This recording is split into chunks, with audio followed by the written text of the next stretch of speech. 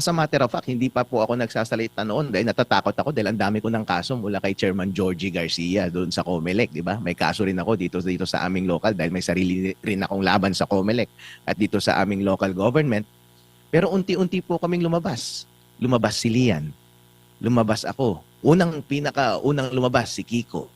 Tapos marami na rin pong sumunod na mga congressman at mga senator. At marami na rin dyan sa loob na nagbubulong-bulungan at sinasabi na rin nila ang suporta nila para kay VP Sara Duterte. At alam namin na marami talaga sa kanila na handa na bumaliktad. At ang tanging hinihintay lamang nila, tulad ng nang-engganyo sa amin nung kami ay lumabas, ay alam namin na kapag kami ay lumabas, ay malakas ang puwersa na kakampi namin na hindi kami babasta-basta tatapak-tapakan lamang at hindi basta-basta na isang pitik lamang ay mawawala kami or ipapakulong nila kami agad-agad. At yun po ang nangyari sa amin. Nagsuportahan kami nila Kong Lian, nila Kong Kiko, ako, sila Mayor Baste. Lahat po ng mga organisasyon, kami pong mga personalities, hindi naman po kami magkakakilala eh. Kung baga mga lone wolf kaming lahat, kanya-kanya kaming lakad lahat. Pero ang nag-unify lang naman sa amin ay ang aming interes na itigil na ang pagnanakaw sa ating bansa at pabayaan nilang tumakbong presidente si VP Sara Duterte. Pero dahil kami ay nagsasama-sama, mas malakas kami ngayon na magkakasama at magkakabarkada na kami ngayon at tinatawag na kaming disruptors at wala kayong magagawa kapag kami ay sama-samang aatake sa inyo. Kaya napakaganda yung sinabi ni Mayor Baste kahapon. Minention niya si Kong Lian, yung ginagawa niya ngayon na rally para pababain ang mga presyo doon sa Liwasang Bonifacio at pumunta rin din sila doon sa Batasang Pambansa, hindi po ba? And napakagandang nangyari. Nagtrabaho si BBM, binaban niya yung excise tax.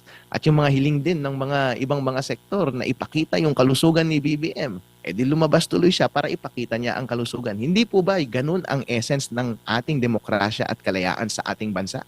Malaya dapat tayong sabihin ang ating reklamo at hindi dapat tayo babalikan ng kaso. Bagkus, dapat tuparin nila kung ano ang hinihiling natin. Ganon dapat. Continuous dapat kayong magtrabaho para hindi naman kami reklamo ng reklamo. Ganon po. Kaya nung binanggit niya lahat ng initiatives ni Congressman Leon Libiste na napakaganda at binanggit niya rin ang aking pangalan at pangalan ni Kiko Barsaga at sinabi niyang kaming lahat ay sama-samang mga baliw. Well, kami ay mga baliw lahat dahil sa organisasyon, dahil sa ganitong gobyerno na puro pagnanakaw na lamang ang ginagawa, ang mga taong maingay at gustong tumigil kung ano ang status quo ay hindi mo maiiwasan na bibigyan ng label na baliw. Kung yun ang gusto nyong ibigay na label sa amin, pues magiging baliw kami at hindi kami titigil hanggat hindi mahihinto ang korupsyon sa ating bansa at lahat ng kalokohan na ginagawa ninyo na pang-aabuso ng impeachment process na nakasaad sa ating saligang batas at para buwagin ang ating democratic process na ang kalayaan ng Pilipino na kanilang iboto ang gusto nilang presidente sa susunod. Opo, Attorney, magandang gabi, si Admar po ito. Ano naman masasabi niyo po na ikinokonek itong koalisyon na maagang namumulitika? Kung paagahan lang ng politika ang pinag-uusapan, mas maagang namulitika si Bongbong Marcos. Bakit? Wala namang dahilan para gantihan niya ang Duterte. Una, pinaaresto niya si Digong Duterte. Pangalawa, sinampahan niya ng impeachment si VP Sara Duterte. Meron bang dahilan para gantihan niya sila? Wala naman. Ang mga Duterte nga ang nagpapanalo sa kanya bilang presidente ng Pilipinas. Nung una siyang tumakbo, hindi nga siya makapanalo, hindi ba? Panalo si Digong noon pero talo siya. Alam niya na ang tanging paraan lamang niya para manalo nung tumakbo siyang president ay dumakit pa rin siya sa mga Duterte. Kaya utang na loob niya sa Duterte ang kanyang pagkapanalo bilang presidente. Pero dahil mahina siyang presidente, napaglaruan siya ng mga ambisyosong nasa paligid niya. Katulad ng ambisyoso niyang pinsan na si Tambaluslos, na pressure tuloy siya. At kung sino-sino mang mga ganit sa kapangyarihan sa kanyang paligid, ngayon tuloy gusto nilang pabagsakin at huwag nang bumalik sa kapangyarihan ang mga Duterte. Walang dahilan, pinakulong niya si Duterte at isinuko niya sa mga dayuhan. Bakit niya ginawa yun? As a matter of fact, meron namang mga institusyong pangdemokrasya and accountability sa Pilipinas. Meron naman tayong gumaganang judiciary. Meron naman tayong gumaganang ombudsman dito. Doon sa Rome Statute ng International Criminal Court, merong complementarity na tinatawag na kapag gumagana ang iyong mga judicial institutions sa iyong bansa, walang jurisdiction ang ICC. At alam ni BBM na kapag ginamit niya ang mga democratic judicial process sa ating bansa ay hindi makakalusot ang mga kaso niya laban sa Duterte dahil alam niya na isa sa mga pinakapopular na presidente at pamilya sa Pilipinas ay Duterte, masigit pa sa mga Marcos. Alam niyang hindi makakalusot ang kasong yan dito sa Pilipinas dahil ang gusto ng Pilipino ay hindi siguro sila panagutin. Kaya ang ginawa niya, violate niya yung general principle ng complementarity sa international law na nakasaad sa Rome Statute at isinuko niya si Digong doon sa ICC at violate niya mismo yung due process clauses ng ating konstitusyon na nagagaranti ng right to liberty sa ating mga citizens kasama na si Digong. Ano pa ang kanyang ginawa? I-violate niya pa rin ngayon yung democratic process ng ating konstitusyon. Malaya tayong mamili ng ating presidente. Ramdam na niya na hindi satisfied ang tao sa kanyang pamumuno. Yung pagkakataon na ibinigay sa kanya, ang taong bayan, ang pangako niya noon, babawiin ko ang dignidad ng Marcos, babawiin ko ang dignidad ng Pilipinas, babawiin ko ang dignidad ng mga Ilocano. Umasa kami doon, naskam kami, binoto namin siya. Pero ngayon, wala siyang ginawa, napakatamad, hindi nagtatrabaho. Meron pang mga aligasyon na adik parating nagko-cocaine. Hindi namin nararamdaman ang trabaho. Ang inaatupag niya ay naghihiganti sa mga taong pinagkakautangan niya ng loob na hindi namin maintindihan ng dahilan para lamang ipromote ang hindi naman sikat at hindi kilalang kanyang pinsan. Bakit puro resentment ang gumagana? Hindi naman yun ang gusto ng taong bayan. Bakit mo pinagbibigyan yung mga ambisyoso mong mga kamag-anak? Yun ang problema sa kanya. Kaya hindi po masaya ang taong bayan doon. Huwag niyang pigilan ang gusto ng taong bayan na mamili ng kanilang sariling leader sa susunod na eleksyon.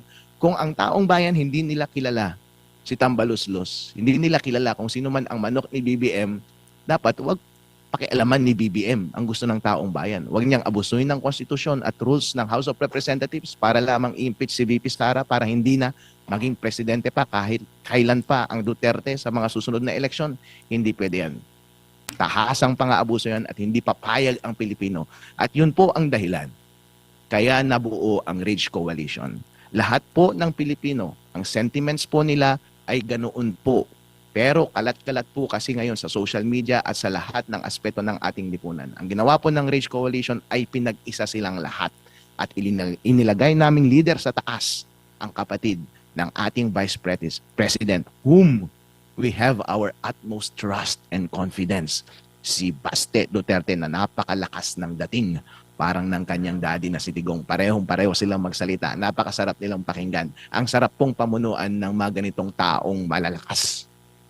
Opo, at nabanggit naman kanina ng Malacanang na sa pamamagitan ni Yusek Castro sa isang yung kanyang regular press briefing na ang gobyerno daw ay bukas sa lahat ng mga suhestyon na makakatulong.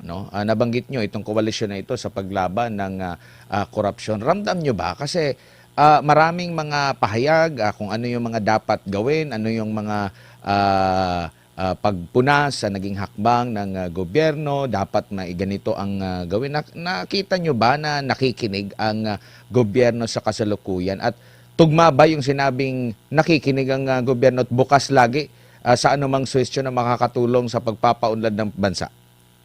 By and large, hindi natin nararamdaman. Bakit? Simula nung umpisa na umupo si BBM, wala siyang ibang inatupag, kundi kasuhan lahat ng kumokontra sa kanya. Ako, nung nag-comment ako about sa COMELEC, kinasuhan niya ako. Si Kiko Barsaga, nung nag-comment about sa korupsyon ng mga congressman, senador at ng administrasyon ni BBM, kinasuhan at sinuspinde. Si Lian Leviste, nung nagkomento tungkol sa pagnanakaw ng kaban ng bayan, kinasuhan din. Wala silang inatupag kundi patahimikin lahat ng suggestion sa pamamagitan ng pagkakaso at pagpapakulong sa kanilang lahat. Ngayon, kung totoong nakikinig kayo, dapat BBM, parati kang nagpapakita sa taong bayan. Dapat parati kang nagtatrabaho. Dapat parati mo kaming kinakausap. Ngayon ka lang nagpakita isang araw. Well, thank you. Na-appreciate namin yan. At least nag-jumping jacks ka. At least pinakita mo na meron kang ginawa na kahit papaano doon sa excise tax. Pero sir, pwede mo bang gawin yan ng mas madalas? Dapat umpisa mo nang ginawa yan simula noong pag-upo mo pa lamang na presidente. Kung ginawa mo yan ng mas madalas at araw-araw simula ng umpisa, napakaunlad na siguro ng Pilipinas at walang pagkakataon na magnakaw ang mga kawatan sa ating gobyerno. Gawin mo po yan ng mas madalas, bossing. Araw-araw. Dapat everyday meron kang performance. At everyday ipakita mo ang sarili mo na malusog at malakas para hindi lumabas yung chismis na maaring totoo. Na kaya ka lang nagpapakita ngayon ay dahil nakapag-ipon ka ng enerhiya. Pero sa totoo lang, kaya parati kang absent nung mga nakaraan, ang tagal ka namin hindi nakikita at hindi nagpaparamdam at wala kang ginagawa, ay dahil grabeng-grabe na ang sakit mo. Pero sir, magandang start ang ginawa mo ngayong araw na ito, maging consistent ka. Maging consistent kang magpakita sa taong bayan, mag-exercise tayo kada umaga at gumawa ka ng maraming bagay araw-araw para iligtas mo kami sa krisis na ito at tuparin mo naman at last ang ipinangako mo na ibalik natin ang pride ng Pilipino nung ikaw ay tumatakbo bilang presidente. Kapag yan po ay ginawa mo, sir, at lalong-lalo na kapag itinigil mo ang impeachment process mo laban kay VP Sara Duterte, bossing, babalik sa iyo ang pagmamahal ng taong bayan. Sinasabi ko sa iyo, BBM, bilang Ilocano, alam ko ang dami kong mga kaibigan na Ilocano. Lahat kami, love ka talaga namin sa puso namin.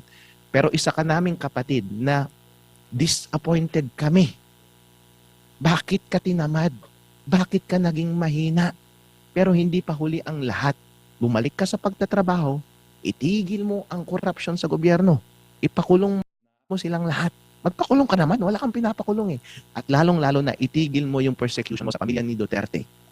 Pabayaan mong tumakbo si VP Sara bilang presidente at huwag mong ituloy ang impeachment. Babalik ang pagmamahal namin sa'yo at malay mo magiging magkabati kayo ni VP Sara at hindi ka na hahabulin at ang iyong pamilya at ang iyong mga kaibigan kapag siya ay naging presidente ng Pilipinas. Opo. Nung una, siya po ang hinahamon, lalo na nung nabanggit din ng kanyang kapatid, no? Yung sinasabing, ano niya, naging user daw, no? Hinamon siya na magpa-hair follicle drug test at kung ano-ano pa, tinawanan niya lang ito. Ngayon, siya naman ang naghamon po. Sabi niya rito, I challenge anyone who are saying that I am sick, that they come and exercise with me, we will see who is stronger. You come to the gym with me, tingnan natin kung sino mas malakas magbuhat ng weights. Ano po ang masasabi nyo rito? Baka kakainin na naman yung kanyang sinabi kasi yung hamon niya namin, hindi mo nga nagawa. Parang mga ganun po, attorney. President Ferdinand Bongbong Marcos Jr., challenge accepted. I'm ready to go to the Malacanang today. Punta tayo sa gym, palakasan tayo ng buhat. Ito po yung biceps ko, pinapakita ko na sa inyo. Alright? Alright, yeah, buddy. Araw-araw yan, bossing, ha? Palakasan tayong dalawa. Gusto ko malusog ka, baka maging magkaibigan pa tayo. Ipakita mo sa akin na nagtatrabaho ka araw-araw, mag-gym tayo kada umaga, gising tayo ng maaga, alas 6, magsimula tayong mag-workout. Tapos humarap ka sa taong bayan, araw-araw magtrabaho ka. Pakinggan mo lahat ng kanilang hinaing. Pakinggan mo ang gusto nila. Tuparin mo po iyon dahil yun ang